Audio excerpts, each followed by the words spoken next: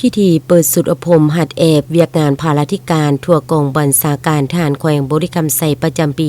2025 ได้จัดขึ้นในวันที่ 13 ตุลาคม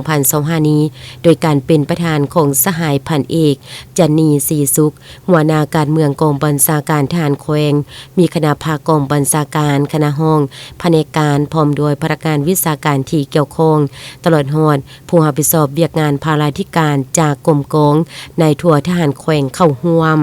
สหายพันเอกดาวพหาดภูมิสว่างวีหัวหน้าห้องภาราธิการได้กล่าวเปิดสุดอบรมหัดแอบอย่างเป็นทางการจากนั้นสหายพันโทอุ่นคำปันทวีคูณห้องภาราธิการได้ผ่านแผนการอบรมหัดแอบเวียกงานภาราธิการในครั้งนี้ก็เพื่อเป็นการจะตั้งพันขยายคำสั่งแนะนำของกรมใหญ่ภาราธิการกองทัพว่าโดยการอบรมหัดแอบเวียกงานภาราธิการประจำปี 2025 ให้เป็นรูปธรรมแนใส่เห็นให้คณะภาคณะบัญชาทุกขั้นพนักงานภาราธิการรับรู้เข้าใจมีความสำนิสำนานในการเฮ็ดเวียกงานรับประกันภาราธิการในกรมกองของตนทั้งเป็นการยกสูงความรู้ความสามารถให้พนักงานภาราธิการกำใดเนื้อในระเบียบการวิธีการสีนำบัญชาและการเฮ็ดเวียกงานวิชาเฉพาะในคงเขตภาราธิการจังมีหัวคิดประดิษฐ์สร้างเพื่อให้สอดคล้องกับความเรียกของต้องการของหน้าที่เวียกงานในแต่ละระยะ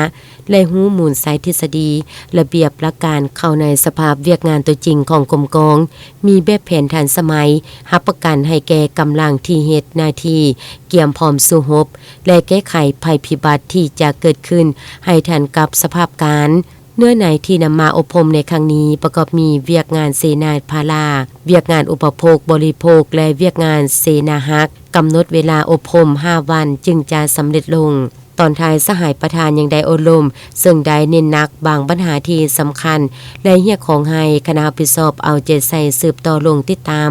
ไก่สิติเทศให้เป็นปกติครูอาจารย์ก็ต้องทุ่มเทถูกสติปัญญาความรู้ความสามารถของตนเข้าในการสิสอนสำหรับนักฝึกอบรมก็ต้องยกสูงสติต่อการจะตั้งหน้าปฏิบัติมาตามคำสั่งและข้อกำหนดกฎระเบียบของกองทัพเอาใจใส่คนครัวซอกหูห้ำเฮียนนำครูอาจารย์และหมู่เพื่อนนอกนั้นก็ต้องได้เพิ่มทวีความสามัคคีภายในภายนอกให้แน่นแฟ้นเพื่อพร้อมการเฮ็ดสำเร็จหน้าที่ของตนทางรับประกันให้บรรอบรมครั้งนี้ได้รับผลสำเร็จทางปริมาณและคุณภาพ